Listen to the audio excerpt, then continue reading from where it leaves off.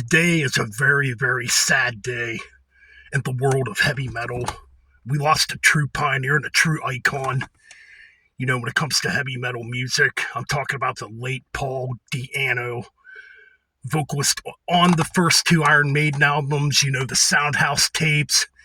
He did a few singles, B-side singles like, Burning Ambition, Invasion, Women in Uniform, which was a cover, So this is a huge loss indeed, and it's definitely one that hits hard, because Paul Di Anno, to me, just had a unique voice and a unique presence, when it came to, those early years of Iron Maiden.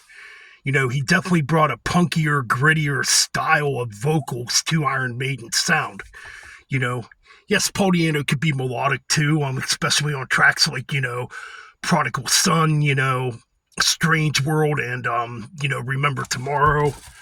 But man, these two albums right here, the debut album by Iron Maiden and the sophomore follow-up, which came out, I believe, 10 months later at the time, Killers, just legendary stuff.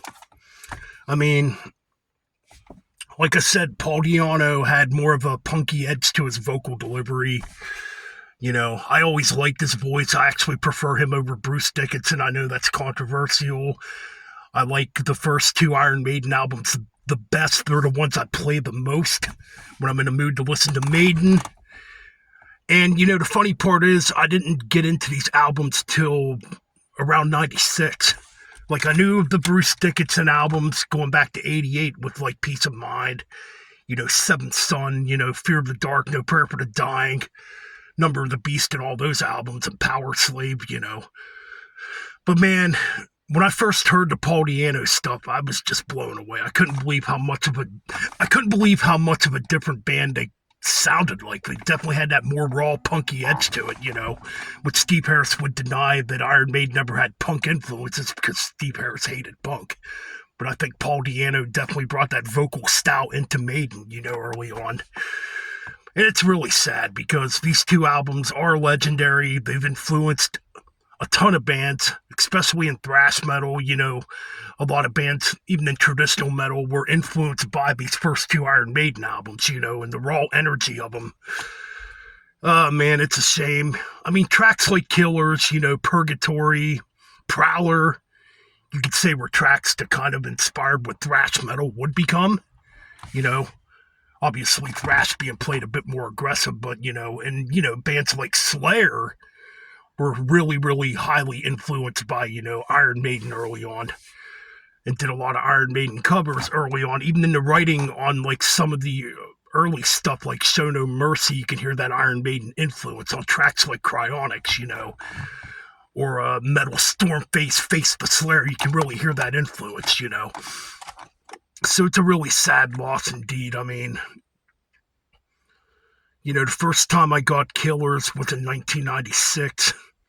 I actually bought it for $1 at a flea market that was near my high school at the time, and paid $1 for it. I took it home and listened to it. I couldn't believe how freaking different Iron Maiden sounded on that album, So I went out and got the first album not too long after that.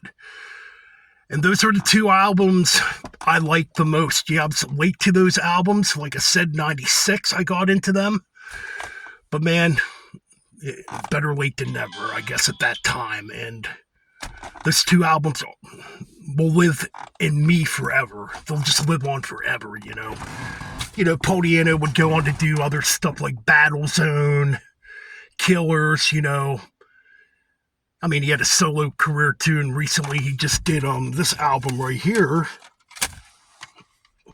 Paul Di Anno's Warhorse, which came out over the summertime.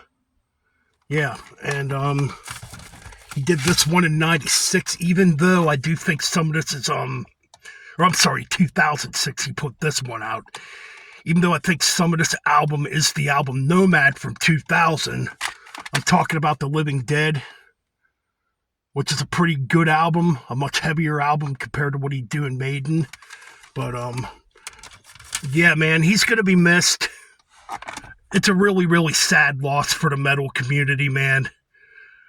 because Paul Di Anno was definitely an influence, you know. And, you know, I can imagine what it was like in the early days for those who actually listened to them first two Iron Maiden albums when they were brand new back in 1980 and 81, you know, what this band meant to people like that who were around back then, you know, because I know what they mean to me. But in closing, you know, yeah, Paul Di Anno, you're going to be missed, man.